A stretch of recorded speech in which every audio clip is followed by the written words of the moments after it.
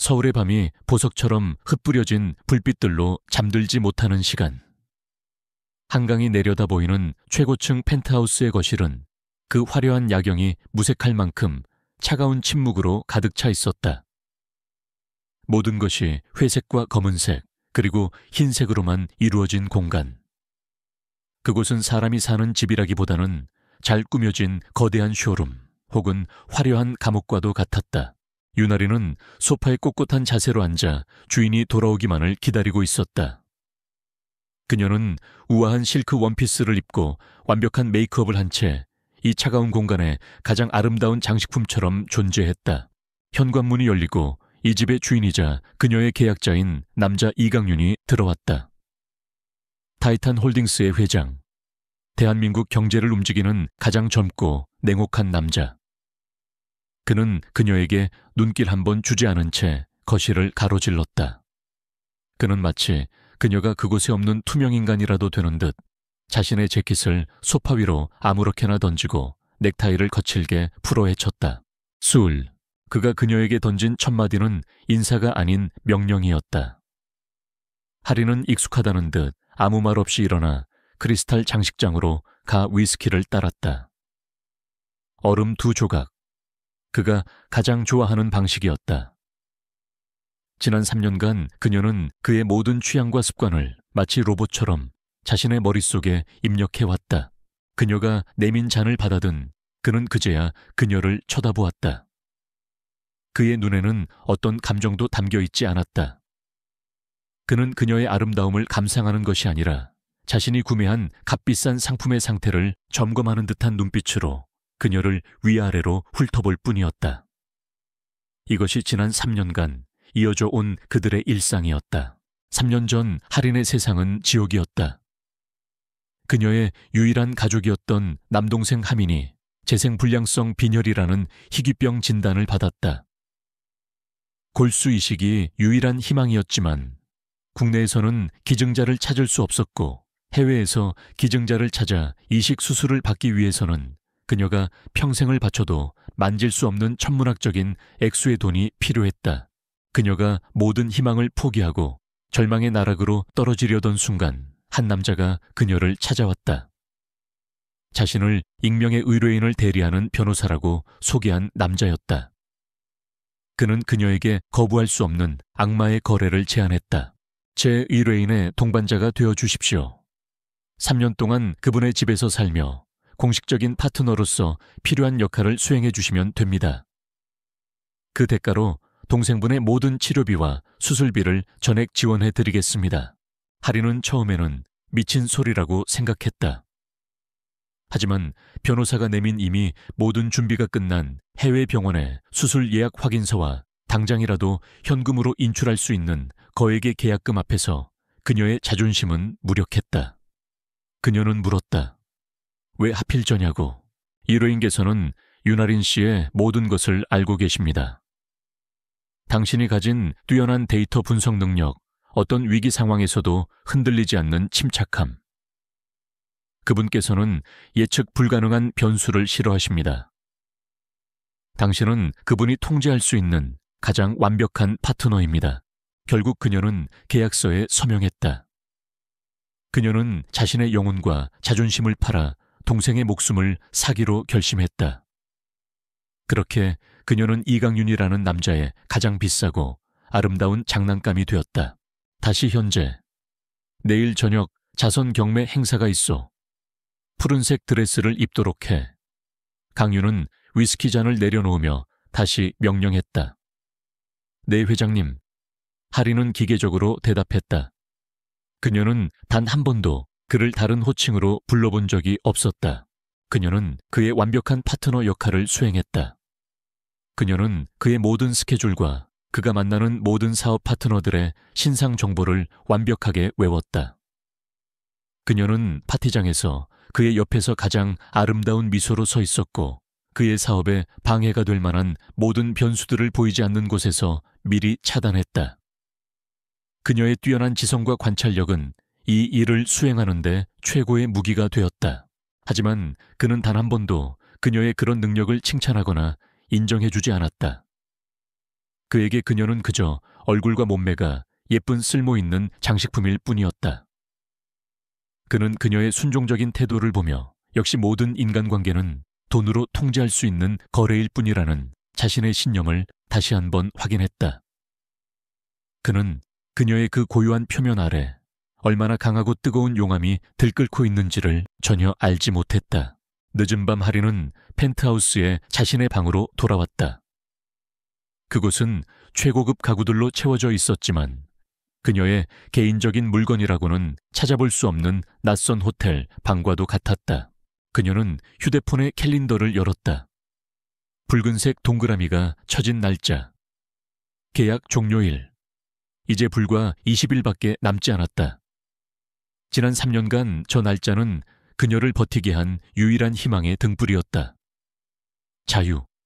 그녀는 그날만을 기다리며 모든 굴욕과 외로움을 견뎌왔다. 그녀는 병원에 있는 동생에게 전화를 걸었다. 수화기 너머에서는 기적적으로 건강을 되찾은 동생의 밝은 목소리가 들려왔다. 그녀의 희생은 헛되지 않았다. 하지만 이제 자유를 목전에 둔 그녀의 마음은 후련함 대신 복잡한 불안감으로 가득 차 있었다. 앞으로 무엇을 해야 할까? 어디로 가야 할까? 그리고 그녀 스스로도 인정하고 싶지 않은 아주 미세한 슬픔. 이 차가운 남자를, 이 지독한 감옥을 떠난다는 것에 대한. 그녀는 지난 3년간 그를 관찰해왔다. 그리고 그녀는 괴물 같은 그의 가면 뒤에 숨겨진 지독하게 외로운 남자의 그림자를 어렴풋이 보고 있었다. 같은 시각 강유는 자신의 서재에서 일을 하고 있었다. 그의 모니터 화면 한쪽에 시스템이 자동으로 보내온 알림 메시지가 떠올랐다. 윤아린 씨와의 계약 만료일 합일 전입니다. 그는 그 메시지를 아무런 감정 없이 쳐다보았다. 그에게 이것은 길었던 장기 비즈니스 계약이 끝나는 것을 알리는 사무적인 알림일 뿐이었다. 그는 아무것도 느끼지 못했다. 적어도 그 자신은 그렇게 믿고 있었다. 그는 무심하게 알림창을 닫아버리고 다시 일에 몰두했다. 하리는 창밖의 야경을 내려다보며 다가올 자유의 날을 세고 있었다. 그것이 해방인 동시에 끔찍한 미지로의 도약이라는 것을 그녀는 예감하고 있었다. 그리고 그녀는 아직 알지 못했다. 그녀의 조용한 퇴장이 저 남자의 견고했던 세상을 송두리째 뒤흔드는 거대한 태풍의 시작이 될 것이라는 것을. 계약상의 마지막 공식 행사인 자선 경매 행사가 열리는 날. 윤아리는 이강윤이 지시한 푸른색 드레스를 입었다. 바다의 가장 깊은 곳을 닮은 고요하면서도 슬픈 색이었다. 그녀는 그의 곁에서 지난 3년간 수없이 반복했던 것처럼 완벽하게 아름답고 완벽하게 감정 없는 인형의 역할을 수행했다. 경매장은 서울의 모든 부와 권력이 모인 듯 화려하고 위선적인 열기로 가득 차 있었다. 강유는 자신의 영역에 들어온 제왕처럼 사람들과 어울리며 차가운 미소로 비즈니스를 했다. 그는 할인에게 가끔씩 와인 잔을 건네거나 자신의 옆자리를 지키라고 명령할 뿐 그녀를 독립된 인격체로 대하지 않았다. 바로 그때 연 회장의 입구가 소란스러워지며 새로운 권력의 등장을 알렸다. 강윤의 가장 중요한 사업 파트너인 유성그룹의 한 회장과 그의 외동딸인 한유라였다. 유라는 머리부터 발끝까지 최신상 명품으로 치장하고 자신이 이곳의 진짜 안주인이라도 되는 것처럼 오만한 표정으로 걸어 들어왔다. 강윤 씨, 늦어서 미안해요. 유라는 강윤의 팔짱을 마치 자신의 소유물이라도 되는 듯 자연스럽게 꼈다. 그녀는 강윤의 옆에 서 있는 할인을 보란 듯이 위아래로 훑어보았다. 그녀의 눈빛에는 상류층 특유의 선민의식과 자신의 것을 넘보는 하찮은 존재에 대한 경멸이 가득했다. 강윤은 유라의 무례한 행동을 제지하지 않았다. 그는 오히려 그녀의 아버지인 한 회장과 중요한 사업 이야기를 나누며 할인의 존재를 완벽하게 지워버렸다. 그의 침묵, 그것은 한유라의 오만함에 대한 암묵적인 동의이자 할인의 자존심을 향한 가장 잔인한 칼날이었다. 유라는 강윤의 그 암묵적인 동의를 마음껏 휘두를 수 있는 칼자루처럼 여겼다. 그녀는 자신의 친구들인 다른 재벌가 딸들을 이끌고 홀로 서 있는 할인에게 다가갔다. 어머, 유나린 씨라고 했나. 유라가 꿀을 바른 듯 달콤하지만 그 안에 독을 숨긴 목소리로 말을 걸었다. 강윤 씨 옆에 가끔 보이던데. 개인 비서인가 봐요. 요즘은 비서도 이런 파티에 다 참석하고 세상 참 좋아졌네요. 그녀의 말에 주변의 다른 여자들이 조롱 섞인 웃음을 터뜨렸다. 그들의 웃음소리는 할인의 심장을 난도질하는 소리와도 같았다. 비서, 하녀.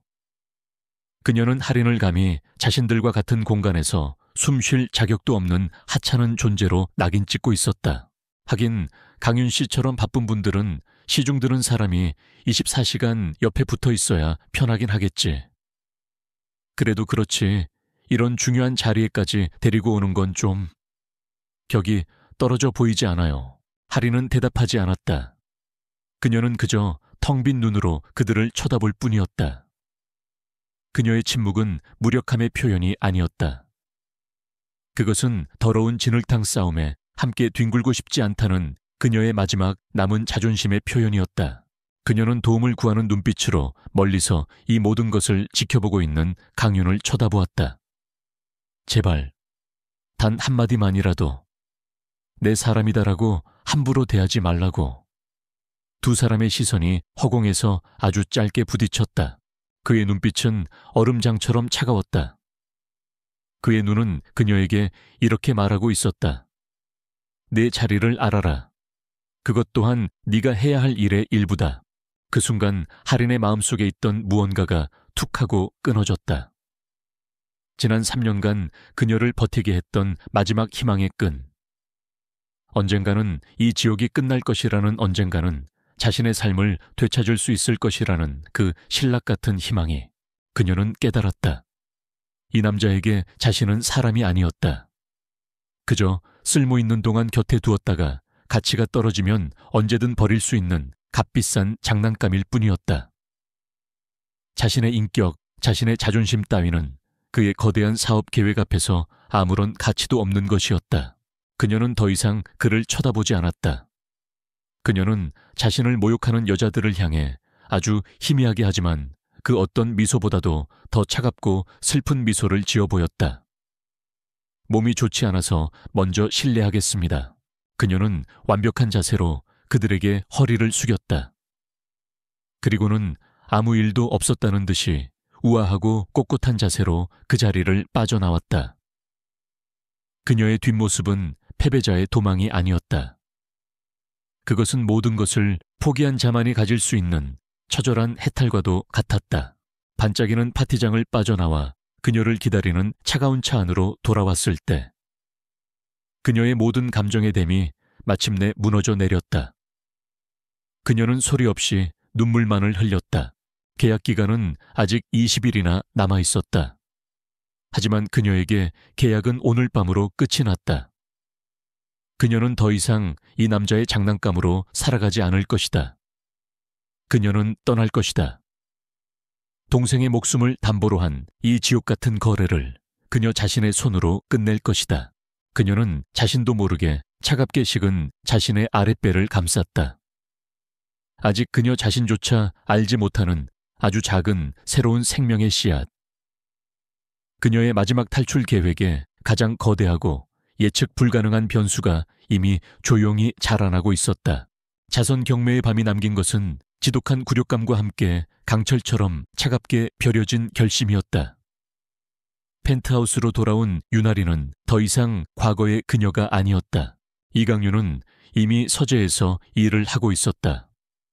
그는 그녀가 돌아왔는지 어떤 상처를 입었는지 아무런 관심도 없는 듯했다. 그의 그 완벽한 무관심이 오히려 그녀의 마지막 남은 미련의 불씨마저 꺼뜨려 버렸다. 그녀는 자신의 방으로 들어가 그가 입으라고 명령했던 푸른색 드레스를 벗어 던졌다. 그 비싼 옷은 이제 그녀에게는 수치심의 상징일 뿐이었다. 그녀는 샤워를 하고 자신의 낡은 티셔츠와 청바지로 갈아입었다. 지난 3년간 잊고 살았던 진짜 윤아린의 모습이었다. 그녀는 결심했다. 떠나기로. 계약 종료일인 20일을 더 이상 기다릴 수 없었다. 아니, 기다릴 필요가 없었다. 그에게 자신은 이미 버려진 장난감이었으니까 그녀는 먼저 병원에 있는 동생에게 전화를 걸었다. 하민아, 누나야. 몸은 좀 어때? 누나, 나 이제 괜찮아. 의사 선생님이 다음 주면 퇴원할 수 있을 거래. 수화기 너머로 들려오는 동생의 밝은 목소리에 그녀는 눈물이 터져 나오는 것을 간신히 참았다. 그녀의 지난 3년간의 희생은 헛되지 않았다. 그녀는 자신의 가장 중요한 임무를 완수했다. 이제 그녀 자신을 구원할 차례였다. 정말 다행이다. 누나가 곧 데리러 갈게. 우리 아주 조용하고 공기 좋은 곳으로 이사 가자. 거기서 새로 시작하는 거야. 그녀는 동생과의 미래를 약속하며 자신의 결심을 더욱 굳혔다.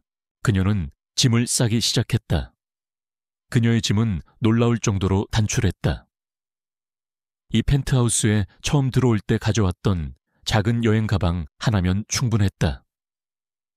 그녀는 지난 3년간 강윤이 사주었던 그 어떤 값비싼 옷과 보석 가방도 챙기지 않았다. 그것들은 그녀의 것이 아니었다. 그것은 회장의 여자라는 역할을 수행하기 위한 소품일 뿐이었다. 그녀는 자신의 낡은 옷 몇 벌과 전공 서적 몇 권, 그리고 동생과 함께 찍은 낡은 사진 한 장만을 가방에 담았다. 그녀는 마지막으로 짧은 편지 한 통을 썼다. 그것은 감상적인 작별 인사가 아니었다. 지극히 사무적인 계약 해지 통보서였다. 회장님께 금일부로 저와의 계약은 모두 이행된 것으로 간주하겠습니다. 지난 3년간의 지원에 감사드립니다. 앞으로 다시는 연락하는 일 없었으면 좋겠습니다. 그녀는 편지 옆에 그가 주었던 펜트하우스의 카드키와 한도 없는 신용카드를 나란히 내려놓았다. 그녀는 그에게서 받은 모든 것을 미련 없이 돌려주고 싶었다. 모든 준비를 마친 그녀가 마지막으로 집 안을 둘러보고 있을 때였다. 갑자기 눈앞이 핑 도는 듯한 형이증과 함께 속이 울렁거리는 메스꺼움이 덮쳐왔다. 윽. 그녀는 잠시 벽을 짚고 서서 거친 숨을 몰아쉬었다. 며칠째 계속되던 이상 증세였다. 그녀는 그저 극심한 스트레스와 피로 때문일 거라고만 생각했다. 하지만 그때 그녀의 머릿속을 섬광 같은 의심 하나가 스쳐 지나갔다. 그녀는 떨리는 손으로 휴대폰을 열어 캘린더를 확인했다. 마지막 생리일. 한 달하고도 2주가 더 지나 있었다. 이제 얼마. 그녀의 온몸의 피가 차갑게 식는 것 같았다. 2달 전 그의 생일날 밤이었다. 그날따라 그는 평소와 달리 술에 많이 취해 있었고 아주 잠시 그녀에게 약한 모습을 보였다. 그리고 그날 밤 그들은 계약 관계를 넘어선 진짜 연인처럼 하룻밤을 보냈다. 그녀는 그 하룻밤의 온기를 헛된 희망으로 품고 있었지만 그는 다음 날 아침 언제 그랬냐는 듯이 다시 차가운 원래의 모습으로 돌아와 있었다. 그녀의 뱃속에 어쩌면 그의 아이가 자라고 있을지도 모른다.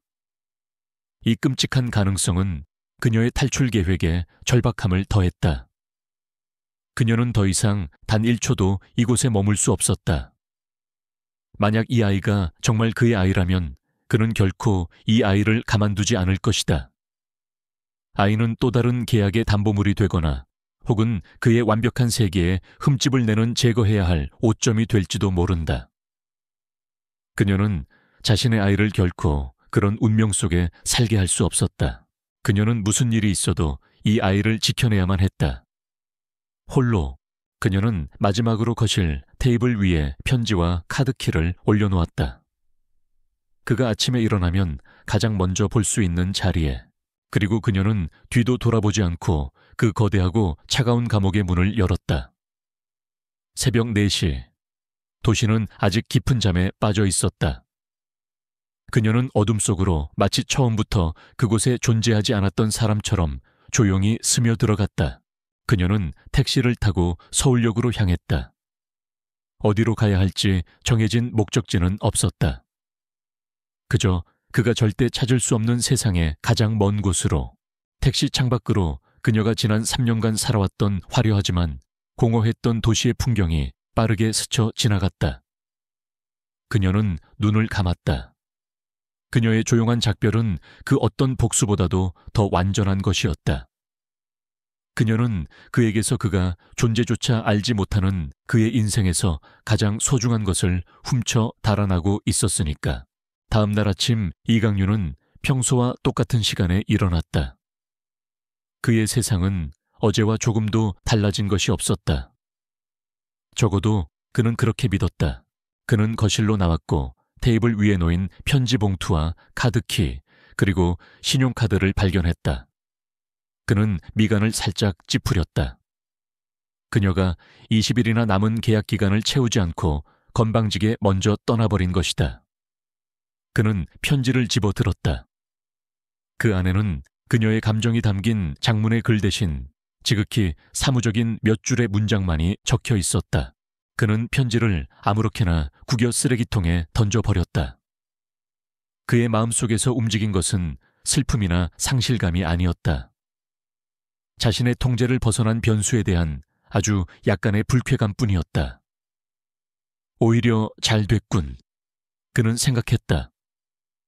거추장스러운 계약관계가 예상보다 일찍 그리고 아주 깔끔하게 정리되었다.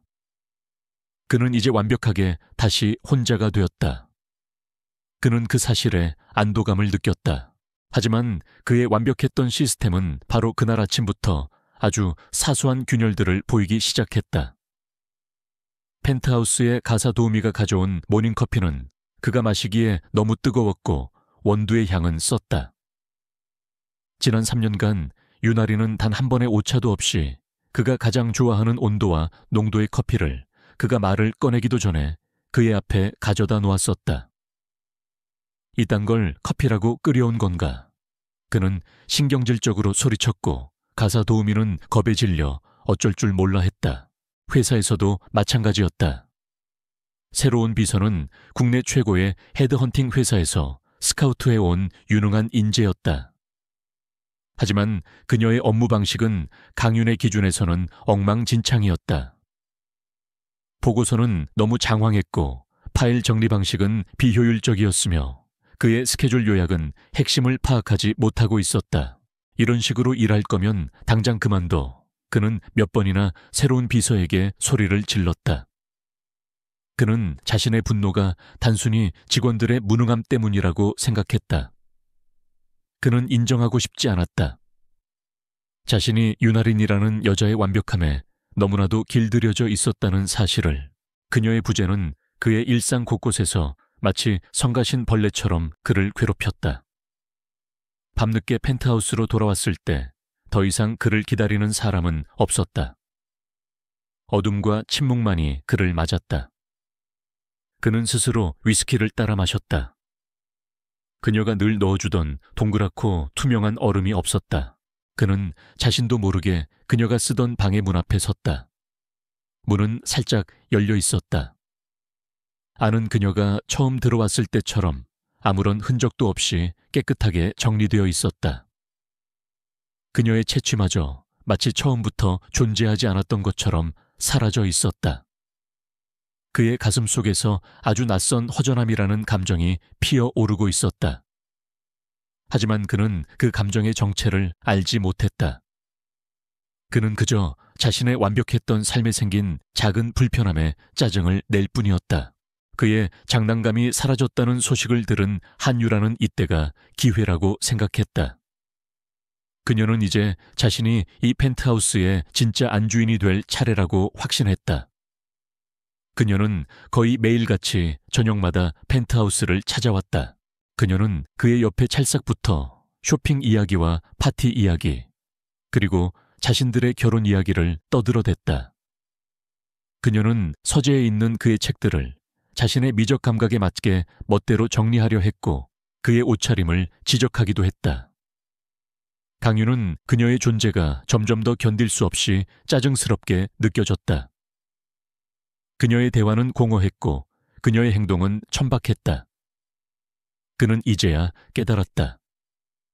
지난 3년간 윤아린의 그 과묵함과 그림자 같은 존재감이 자신에게 얼마나 큰 안정감을 주었는지를. 그날 밤도 유라는 어김없이 찾아와 그에게 매달리며 칭얼거렸다. 강윤 씨, 요즘 나한테 너무 차가운 거 아니에요. 그 여자가 없어졌으면 이제 나한테 좀 더 집중해줘야죠. 그 순간 강윤의 인내심이 바닥을 드러냈다. 지겹군. 그의 목소리는 얼음처럼 차가웠다. 누가 당신더러 여기 오라고 했지. 앞으로는 내가 부르기 전까지는 찾아오지 마, 한유라 씨. 나는 지금 아주 바쁘니까. 그의 냉혹한 거절에 유라는 얼굴이 시뻘게 달아올라 분한 듯이 펜트하우스를 뛰쳐나갔다. 그는 그녀와의 관계가 자신의 사업에 얼마나 중요한지를 알고 있었지만 더 이상 그녀의 텅 빈 존재를 견뎌줄 수가 없었다. 그녀가 떠나고 펜트하우스에는 다시 완벽한 침묵이 찾아왔다. 강윤은 거실에 홀로 서 있었다. 그는 성공했다. 그는 최근에도 수천억 원짜리 빅딜을 성공시켰고 그의 왕국은 더욱더 견고해졌다.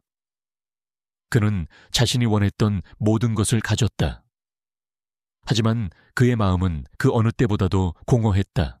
그는 자신도 모르게 하리니 쓰던 방으로 걸어 들어갔다.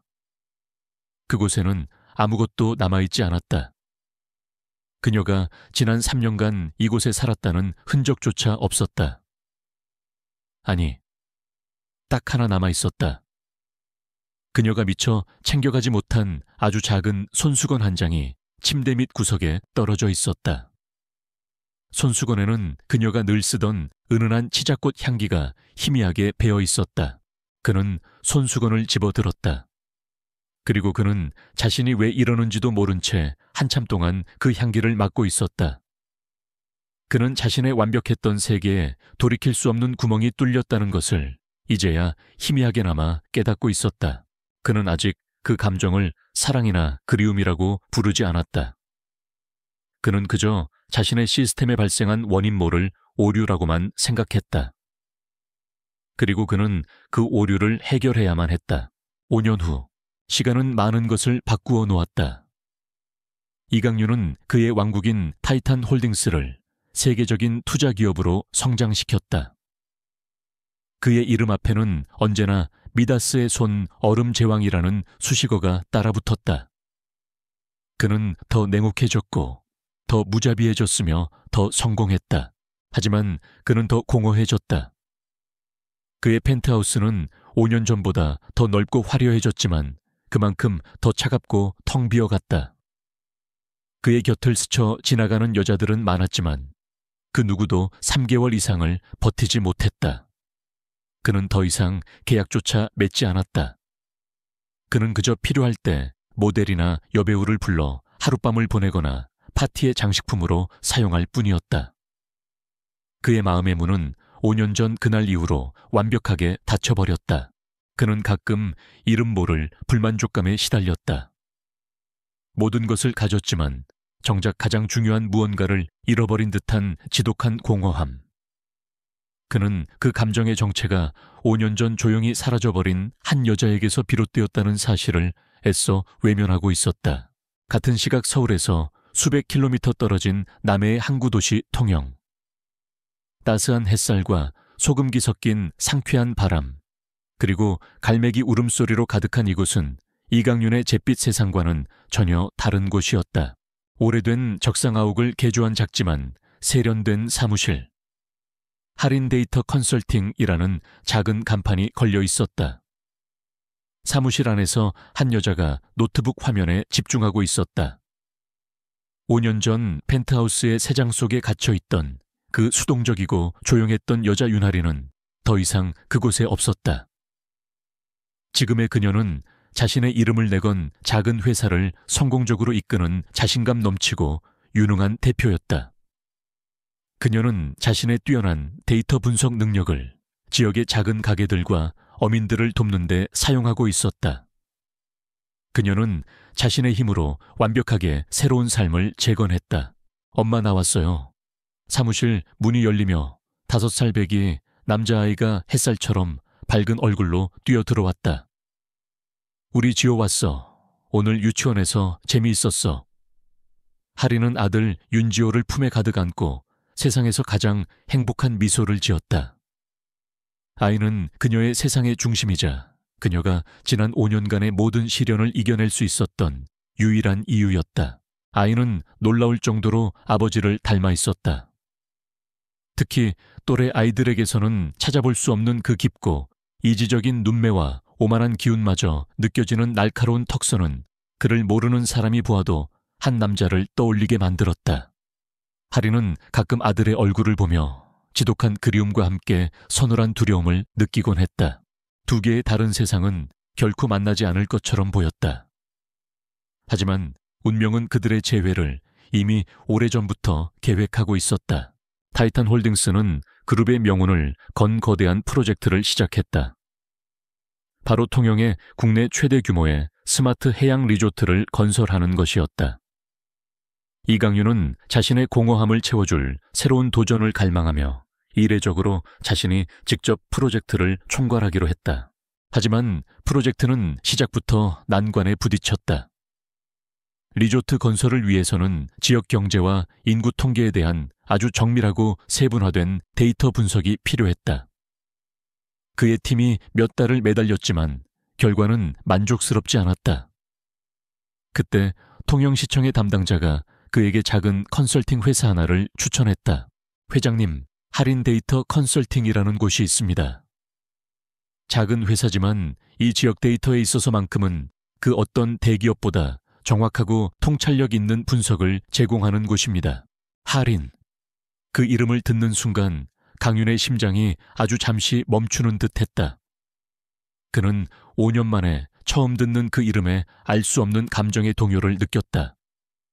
설마 동명이인이겠지. 그는 비서에게 그 회사의 프로필을 가져오라고 지시했다. 그리고 잠시 후 그의 태블릿 화면에 한 여자의 프로필 사진이 떠올랐다. 5년 전보다 조금 더 성숙해졌지만 변함없이 단아하고 이제는 자신감까지 더해진 바로 그 여자. 윤하린이었다. 그는 충격에 휩싸였다. 분노, 호기심, 그리고 그 자신도 정의할 수 없는 낯선 감정의 폭풍. 그는 차가운 비즈니스맨의 가면을 쓰고 자신의 감정을 억눌렀다. 최고의 전문가가 필요하다면 당연히 고용해야지. 과거는 상관없어.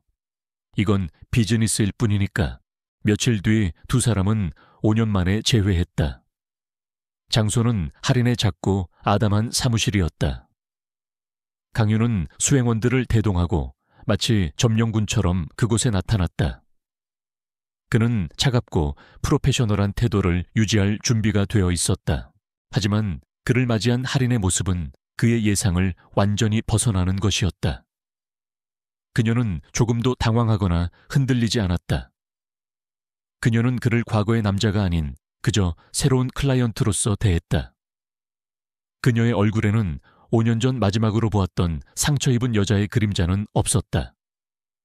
그 자리에는 자신의 세계를 스스로 창조해낸 한 명의 독립된 사업가의 여유와 자신감이 있을 뿐이었다. 어서 오십시오, 이강윤 회장님. 기다리고 있었습니다. 미팅은 팽팽한 긴장감 속에서 진행되었다. 그녀는 완벽한 데이터와 논리로 프로젝트의 핵심을 꿰뚫는 분석을 내놓았다. 그는 그녀의 능력에 감탄하면서도 동시에 그녀의 그 완벽한 무관심에 참을 수 없는 짜증과 패배감을 느꼈다.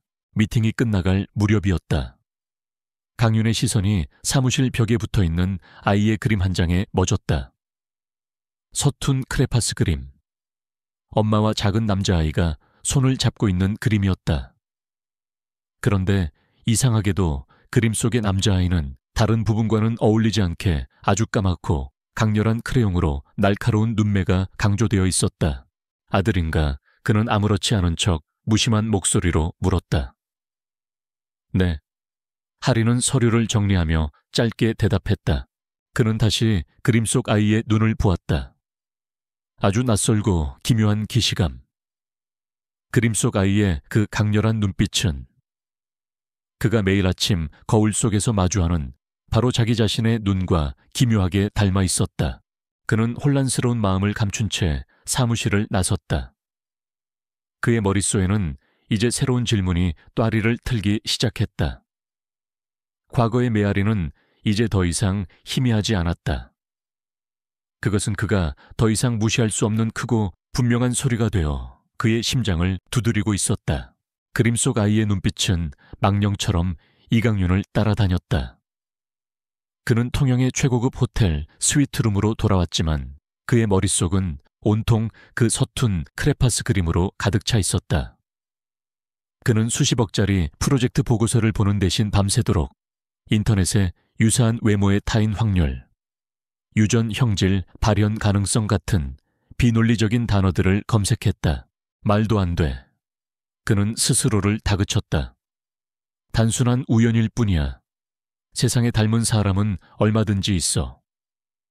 그의 이성은 그렇게 외치고 있었지만 그의 심장 깊은 곳, 지난 5년간 굳게 닫혀있던 그곳에서 아주 작지만 끈질긴 목소리가 속삭이고 있었다. 만약 우연이 아니라면 그는 다음날 아침 아무렇지 않은 척 프로젝트 부지 답사를 핑계로 다시 사무실 밖으로 나섰다. 하지만 그의 차는 리조트 건설 현장이 아닌 할인의 사무실이 있는 동네 주변을 무의미하게 맴돌았다. 그는 자신이 왜 이러는지 알 수 없었다. 그저 다시 한번 확인하고 싶었을 뿐이다. 그 아이의 눈을. 그는 근처의 작은 카페에 차를 세우고 창가 자리에 앉아 그녀의 사무실을 쳐다보았다. 마치 스토커가 된 기분이었지만 그는 멈출 수 없었다. 오후 4시, 유치원이 끝날 시간이었다. 잠시 후 할인이 사무실에서 나왔다. 그리고 그녀의 손을 잡고 작은 남자아이가 함께 걸어 나오고 있었다. 강윤은 숨을 멈췄다. 그는 아이의 얼굴을 이번에는 그림이 아닌 실물로 마주했다.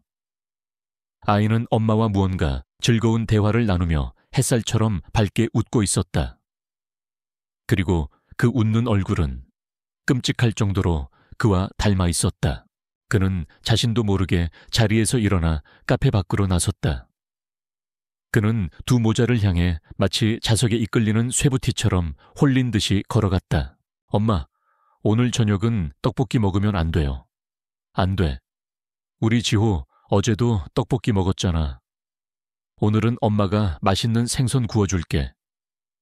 할인은 아들의 손을 잡고 정겨운 골목길을 걷고 있었다. 그녀는 자신의 등 뒤에서 거대하고 차가운 그림자가 다가오고 있다는 사실을 전혀 알지 못했다. 윤하린 씨. 낮고 익숙한 목소리가 그녀의 등 뒤에서 들려왔다. 할인은 화들짝 놀라 돌아보았다. 이강윤이었다. 그가 왜 이곳에 그녀는 본능적으로 아이를 자신의 등 뒤로 숨겼다. 회장님께서 여긴 어쩐 일로. 하지만 강윤의 눈에는 그녀가 보이지 않았다. 그의 시선은 오직 그녀의 다리 뒤에 숨어 동그랗고 까만 눈으로 자신을 올려다보고 있는 작은 아이에게 고정되어 있었다. 그는 아이에게서 단 한순간도 눈을 뗄 수가 없었다. 가까이서 본 아이의 얼굴은 그의 모든 이성과 논리를 산산조각 내기에 충분했다. 이것은 단순한 닮음이 아니었다. 이것은 거울이었다. 그는 지금 30년의 시간을 거슬러 올라가 자신의 어린 시절과 마주하고 있었다. 그는 천천히 아이의 앞에 한쪽 무릎을 꿇었다. 그의 목소리가 심하게 떨려 나왔다. 안녕, 이름이 지호라고 했나. 아이는 낯선 남자의 등장에 잠시 주춤했지만 이내 겁먹지 않고 고개를 끄덕였다. 강윤은 떨리는 손을 뻗어 아이의 뺨을 만져보고 싶다는 미칠 듯한 충동을 느꼈다. 하지만 그는 그럴 수 없었다. 그는 아이의 눈을 들여다보았다. 그의 심장이 멎는 것 같았다. 그 눈은 그가 매일 아침 거울 속에서 마주하는 바로 자신의 눈이었다. 차갑고 이성적이며 세상의 모든 것을 꿰뚫어 보는 듯한 그 지독하게 고독한 눈. 6살 배기 아이에게서는 결코 나올 수 없는 그런 종류의 눈빛이었다. 죄송합니다, 회장님. 저희는 지금 바빠서 이만 가보겠습니다. 할인은 공포에 질려 아이의 손을 잡고 그에게서 도망치려 했다. 그녀의 눈빛은 제발 모른 척 해달라고, 제발 그냥 지나가 달라고 애원하고 있었다. 하지만 강윤은 더 이상 그녀를 놓아줄 수 없었다. 그는 자리에서 일어났다. 그리고 그녀의 팔을 붙잡았다. 그의 소나귀에 들어간 힘은 그 자신도 제어할 수 없을 만큼 거칠었다. 설명해. 그의 목소리는 억눌린 분노와 혼란으로 으르렁거리고 있었다. 이 아이, 누구야? 당신 지난 5년 동안 대체 뭘 숨기고 있었던 거지? 대답해 윤하린. 그의 절규에 할인의 얼굴이 절망으로 일그러졌다. 그녀가 그토록 두려워했던 순간, 그녀가 지난 5년간 필사적으로 피해왔던 운명이 마침내 그녀의 발목을 붙잡고 있었다. 아저씨, 우리 엄마 괴롭히지 마세요. 바로 그때 작은 아이가 엄마의 앞을 가로막으며 두 팔을 벌리고 섰다. 아이는 작은 몸으로 거대한 남자로부터 엄마를 지키려 하고 있었다. 아이의 까만 눈동자가 분노로 이글거리고 있었다. 그리고 그 눈빛은 강윤의 심장을 다시 한번 꿰뚫었다. 그것은 자신을 지키기 위해 세상과 맞서 싸우던 바로 자기 자신의 모습이었다. 강윤은 그녀의 팔을 잡고 있던 손을 힘없이 놓았다. 그는 아무 말도 하지 못했다.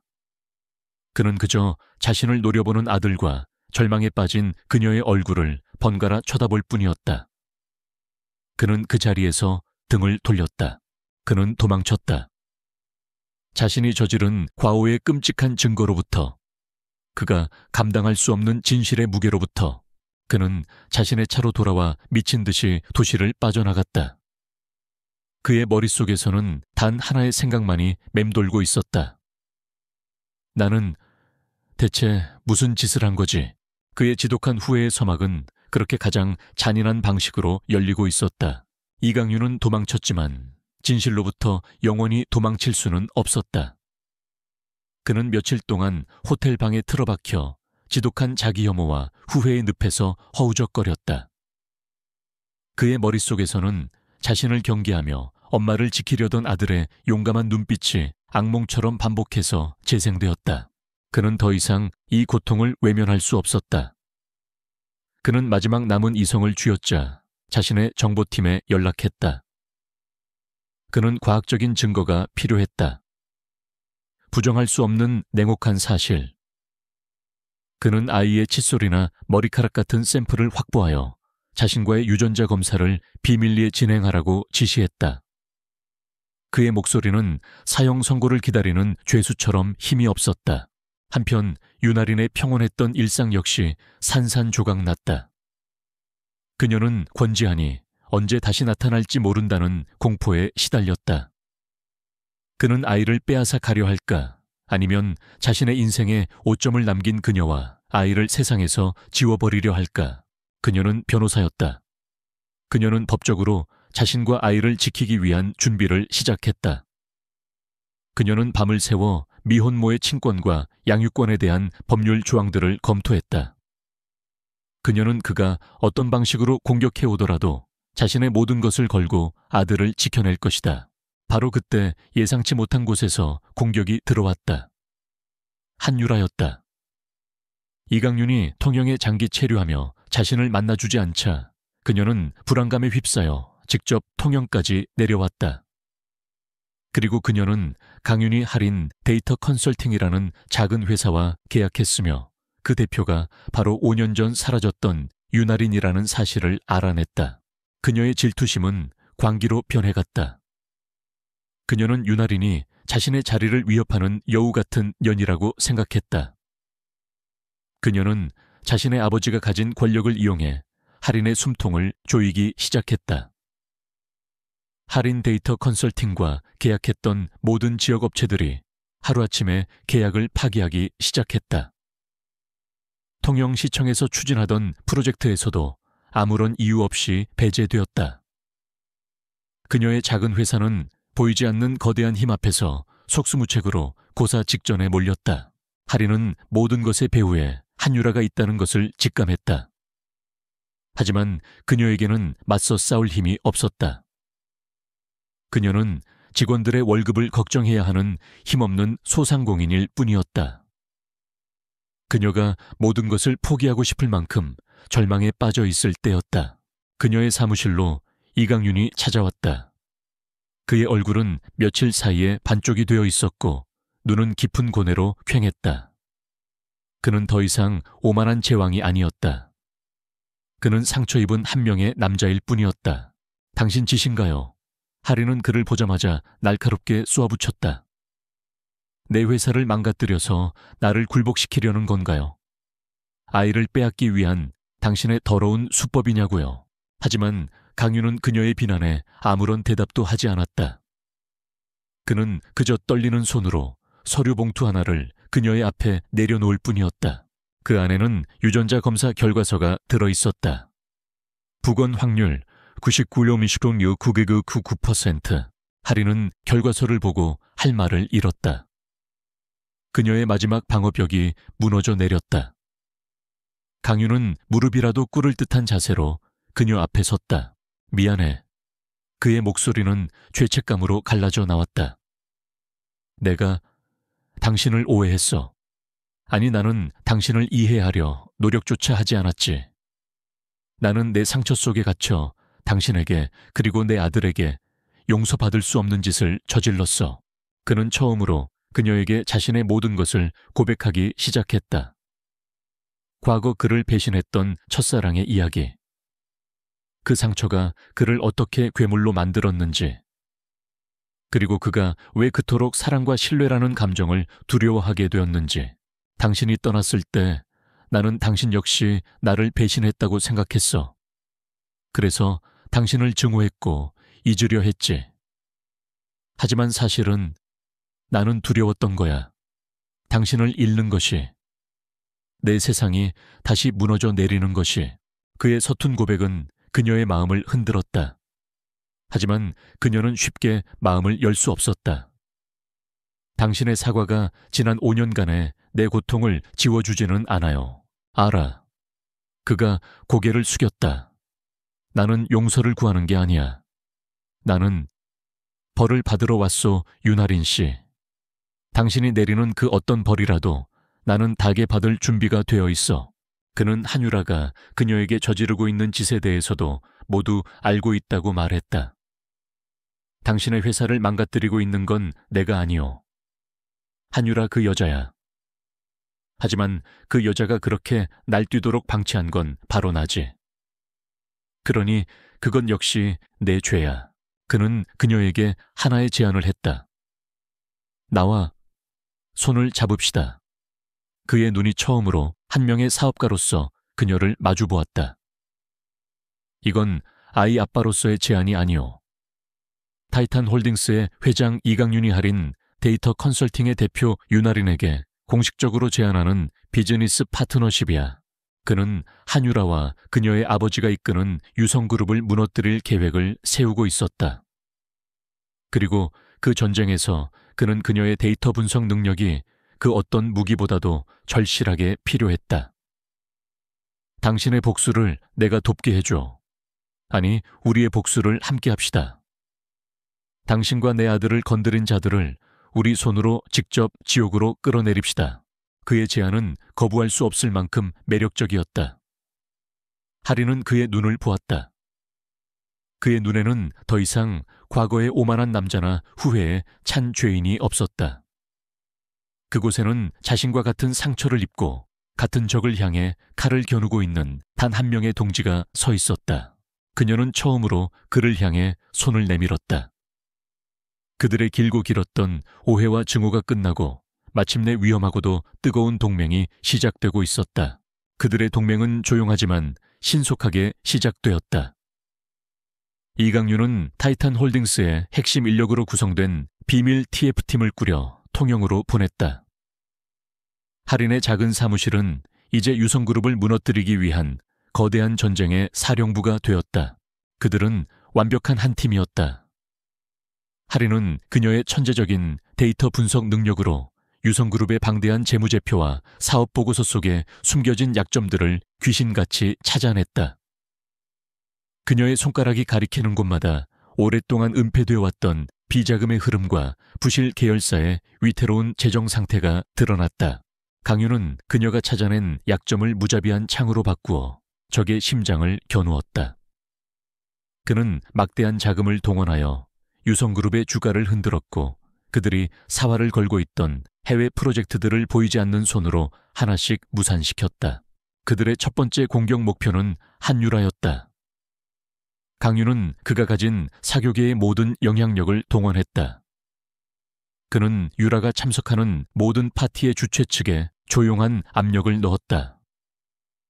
그녀에게 발행되었던 모든 명품 브랜드의 VIP 협찬이 하루아침에 끊겼고 그녀의 이름은 모든 사교계 모임의 초대 명단에서 삭제되었다. 그녀는 더 이상 모두가 부러워하는 사교계의 여왕이 아니었다.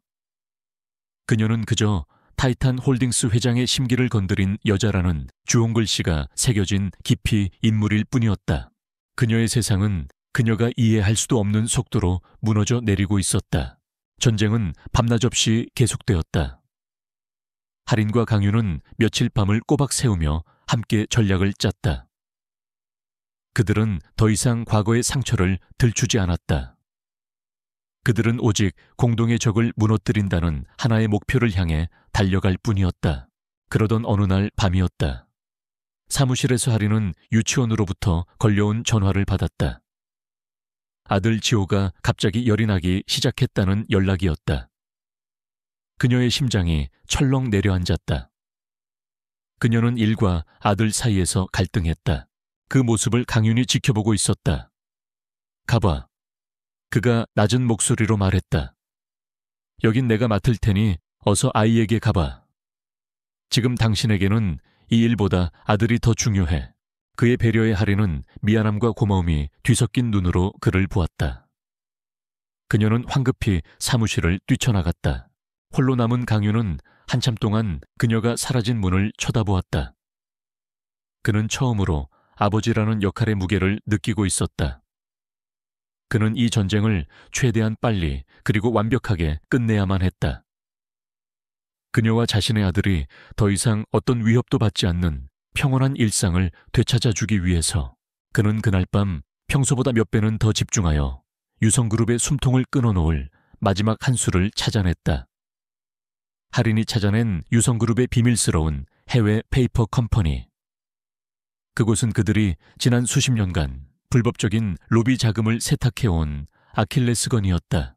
다음 날 할인이 아들을 간호하고 있을 때 강윤이 그녀의 집을 찾아왔다. 그의 손에는 아이를 위한 약과 죽이 들려 있었다. 아이는 좀 어떻소? 그는 서툰 솜씨로 잠든 아이의 이마를 짚어보았다. 그의 손길은 어색했지만 그 안에는 진심 어린 걱정이 담겨 있었다. 그는 밤새 자신이 찾아낸 결정적인 증거들을 그녀에게 보여주었다. 이것만 있으면 한유라의 아버지를 이사회에서 끌어내릴 수 있어. 전쟁은 곧 끝날 거요. 그의 말에 할인은 안도했지만 동시에 그의 무자비함에 서늘함을 느꼈다. 그렇게까지 해야만 할까요? 그들은 당신과 내 아들을 건드렸소. 그의 눈이 차갑게 빛났다. 그 대가는 반드시 치르게 해줘야지. 며칠 뒤 유성그룹의 긴급 이사회가 소집되었다. 그 자리에서 강윤은 자신이 확보한 모든 증거들을 폭로했다. 한유라 아버지의 수십 년간의 횡령과 비자금 조성이 만천에 드러났다. 그는 이사회에서 불명예스럽게 퇴출되었고 검찰의 수사를 받게 되었다. 모든 것을 잃은 한유라는 마지막으로 강윤을 찾아왔다. 그녀는 그의 펜트하우스 앞에서 비를 맞으며 그에게 매달렸다. 왜 나한테 이러는 거야 고작. 그 별 볼 일 없는 여자 때문에. 강윤은 우산도 없이 비를 맞고 있는 그녀를 차가운 눈으로 내려다보았다. 너는 돌멩이인 줄 알고 세상에서 가장 귀한 다이아몬드를 걷어찬 거야. 그는 그녀에게 마지막으로 말했다. 네가 모욕한 건 그저 힘없는 여자가 아니었어. 내 아들의 어머니였지. 그 죄에 대해서는 용서란 없어. 그는 매몰차게 돌아섰다. 그의 등 뒤로 유라의 절규 섞인 울음소리가 빗소리 속에 묻혀 사라져갔다. 모든 전쟁이 끝났다. 강윤과 할인은 통영의 작은 사무실에 마주 앉아 있었다. 창밖으로는 평화로운 항구의 풍경이 펼쳐져 있었다. 끝났군요. 할인이 조용히 말했다. 그래, 끝났소. 통쾌했지만 동시에 허무했다. 복수는 그들의 상처를 완전히 치유해주지는 못했다. 두 사람 사이에는 어색한 침묵이 흘렀다. 외부의 적은 사라졌지만 그들은 이제 그들 자신의 부서진 과거를 마주해야만 했다. 그들의 길고 길었던 전쟁은 끝났지만 훨씬 더 어렵고 복잡한 그들 자신의 관계를 회복하기 위한 진짜 전쟁은 이제 막 시작되고 있었다. 유성그룹과의 전쟁이 끝나고 통영의 작은 사무실에는 낯선 평화가 찾아왔다.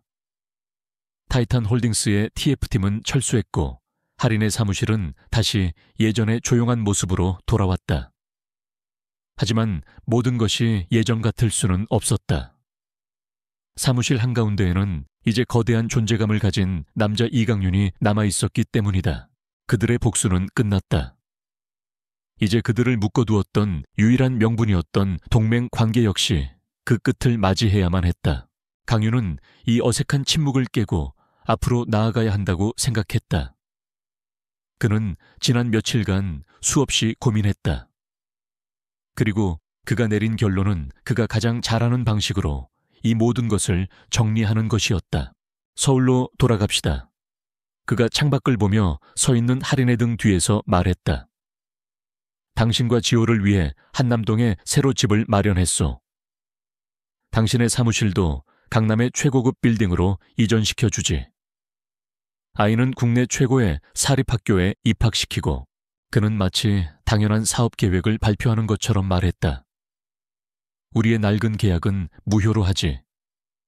대신 새로운 계약을 합시다. 당신이 원하는 모든 것을 주겠소. 돈, 명예, 지위. 당신이 평생 꿈꿔왔을 모든 것들. 윤지호는 오늘부로 내 호적이 올라 타이탄 홀딩스의 공식적인 후계자가 될 거요. 그리고 당신은 내 진짜 아내가 되는 거야. 그것은 그의 방식대로 할 수 있는 최선의 사과이자 최고의 프로포즈였다. 그는 그녀가 당연히 기뻐하며 받아들일 것이라고 생각했다. 어떤 여자가 이런 제안을 거절할 수 있겠는가? 하지만 할인은 돌아보지 않았다. 그녀는 한참 동안 창밖의 평화로운 항구 풍경을 바라보았다. 그리고 그녀는 아주 조용히 하지만 그 어떤 말보다도 더 단호하게 웃었다. 그것은 기쁨의 웃음이 아니었다. 씁쓸함과 연민이 뒤섞인 그런 종류의 웃음이었다. 당신의 세상 말이군요, 이강윤 씨. 그녀가 마침내 몸을 돌려 그를 마주보았다. 그녀의 눈빛은 더 이상 그를 두려워하거나 원망하지 않았다. 그저 깊은 슬픔만이 담겨 있었다. 차가운 펜트하우스 침묵 속에 저녁 식사, 그리고 공개적인 굴욕. 당신의 세상은 그런 곳이었죠. 여자의 가치가 그녀가 입은 드레스의 가격표로 매겨지는 세상. 저는 이미 당신의 세상에서 3년을 살아봤어요. 그리고 다시는 그곳으로 돌아가고 싶지 않아요. 그녀는 자신의 작은 사무실을 천천히 둘러보았다. 지난 5년 동안 나는 이곳에서 내 삶을 만들었어요. 나 자신의 힘으로. 작고 화려하지 않지만 진짜 내 세상이죠. 내 아들이 행복하게 웃을 수 있는 세상. 당신은 당신이 가진 그 돈으로 이 모든 것을 다시 살 수 있을 거라고 생각했나요? 그녀의 목소리는 날카로웠지만 감정적이지 않았다. 그녀는 마치 피고인의 죄목을 하나씩 읊는 검사처럼 그의 잘못을 지적했다. 당신은 지호를 후계자라고 말했죠. 아이는 당신의 사업을 위한 자산이 아니에요. 내 아들이에요. 살아있는 인격체라고요. 당신은 우리 지호가 가장 좋아하는 색이 무엇인지, 무엇을 할 때 가장 행복하게 웃는지, 밤에 무서워하는 것이 무엇인지 아무것도 모르잖아요. 그녀는 그에게 마지막 판결을 내렸다. 당신은 변하지 않았어요, 강윤 씨. 당신은 여전히 모든 것을 돈과 계약으로 해결하려 하고 있어. 그건 내가 원하는 것이 아니에요. 그리고 내 아들이 필요로 하는 것도 아니고요. 강윤은 망치로 머리를 맞은 듯한 충격에 휩싸였다. 거절. 그의 인생에서 단 한 번도 경험해보지 못했던 단어였다. 특히 그가 자신의 모든 것을 내걸고 한 제안을 그녀는 너무나도 쉽게 그리고 완벽하게 거절했다. 그는 이해할 수 없었다. 대체 그럼 뭘 원하는 거요? 그의 목소리에는 당혹감과 분노가 뒤섞여 있었다. 나는 당신을 위해 우리의 적들을 무너뜨렸소. 내 이름, 내 재산, 모든 것을 주겠다고 하고 있어. 대체 무엇이 더 필요하단 말이오? 그녀의 대답은 간단하고도 치명적이었다. 나는 당신의 재산이 아니라 파트너를 원했어요. 그리고 지회계는 회장님이 아니라 아빠가 필요하고요. 하지만 당신은 아직 그 두 가지 역할을 어떻게 해야 하는지 전혀 모르고 있어요. 그녀는 사무실의 문을 가리켰다. 나가주세요. 우리의 사업적 파트너십은 이제 끝났습니다. 그리고 사적인 관계 역시 마찬가지고요. 그것은 완벽한 권력의 역전이었다. 그가 장난감으로 여겼던 여자가 이제 그를 해고하고 있었다. 강유는 쫓겨나듯 그녀의 사무실을 나왔다. 그는 자신의 채 앉아 멍하니 그녀의 사무실 창문을 올려다보았다. 이 패배감은 그 어떤 사업 실패보다도 더 끔찍하고 고통스러웠다. 그는 전쟁에서는 이겼지만 정작 가장 중요한 그의 가족을 되찾는 전투에서는 완벽하게 패배한 것이다. 그는 깨달았다. 자신이 가진 돈과 권력은 그녀의 닫힌 마음의 문을 열 수 있는 열쇠가 될 수 없다는 것을. 그녀와 아들의 신뢰를 되찾기 위해서는 전혀 다른 종류의 노력이, 전혀 다른 종류의 진심이 필요하다는 것을. 그는 서울로 돌아왔다. 그리고 그는 결심했다. 그는 비서를 불러 앞으로 예정된 모든 해외 출장과 중요 회의들을 무기한 연기하라고 지시했다. 그는 자신의 차고에 있는 모든 슈퍼카들을 먼지가 쌓이도록 내버려 두었다. 대신 그는 아주 평범하고 눈에 띄지 않는 국산 세단 한 대를 구입했다. 그는 책상 위에 통영시의 지도를 펼쳐놓았다. 그의 입에서 아주 작은 하지만 단호한 결심이 새어나왔다. 그녀가 내 세상으로 오지 않는다면 내가 그녀의 세상으로 들어가는 수밖에. 그의 진짜 속죄는 바로 지금부터 시작이었다. 이강윤의 거절은 그의 인생을 송두리째 바꿔놓았다. 그는 처음으로 돈과 권력으로도 가질 수 없는 것이 있다는 사실을 뼈저리게 깨달았다. 며칠 뒤 윤아린의 작은 사무실 옆 오랫동안 비어있던 낡은 상가 건물에 새로운 이웃이 이사왔다. 소박한 간판에 지호 책방. 책방의 주인은 며칠 전까지만 해도 대한민국을 호령하던 타이탄 홀딩스의 회장 이강윤이었다. 그는 정말로 그녀의 세상으로 들어왔다. 그는 값비싼 수트 대신 평범한 면바지와 스웨터를 입었다. 그의 곁에는 더 이상 비서와 경호원들이 없었다. 그는 그저 작은 책방을 운영하는 어딘가 모르게 서툴고 외로워 보이는 한 명의 아저씨일 뿐이었다. 그는 할인에게 부담을 주지 않았다. 그는 먼발치에서 그녀와 아들의 삶을 조용히 지켜볼 뿐이었다. 그는 매일 오후 4시가 되면 책방 문을 잠시 닫고 유치원 앞 공원으로 향했다. 그리고는 다른 아빠들처럼 아들 지호가 노는 모습을 1시간이고 2시간이고 묵묵히 지켜보았다. 처음에는 그를 경계하던 지호도 매일 같은 자리에 서서 자신을 향해 따뜻한 미소를 보내는 그의 존재에 조금씩 익숙해지기 시작했다. 어느 날 그네를 타다 넘어진 지호가 울음을 터뜨렸을 때 가장 먼저 달려와 아이를 일으켜주고 흙 묻은 무릎을 털어준 사람은 엄마가 아닌 그였다. 괜찮아, 아들. 아니, 지호야. 남자는 이 정도 상처에는 우는 거 아니야. 그의 서툰 위로에 아이는 울음을 그치고 처음으로 그를 보며 활짝 웃었다. 그는 아버지의 역할을 그렇게 아주 천천히 그리고 고통스럽게 배워나가고 있었다. 그는 아이의 마음을 얻기 위해 비싼 장난감을 사주는 대신 아이의 세계를 이해하려 노력했다. 그는 지호가 좋아하는 공룡의 이름을 전부 외웠고 아이가 즐겨보는 만화 영화의 주제가를 따라 부르기도 했다. 그의 노력은 할인의 닫혔던 마음의 문 역시 아주 조금씩 열고 있었다. 그녀는 더 이상 그를 증오하지 않았다. 대신 그의 서툰 노력을 안쓰러운 마음으로 지켜보고 있었다. 그러던 어느 늦은 밤이었다.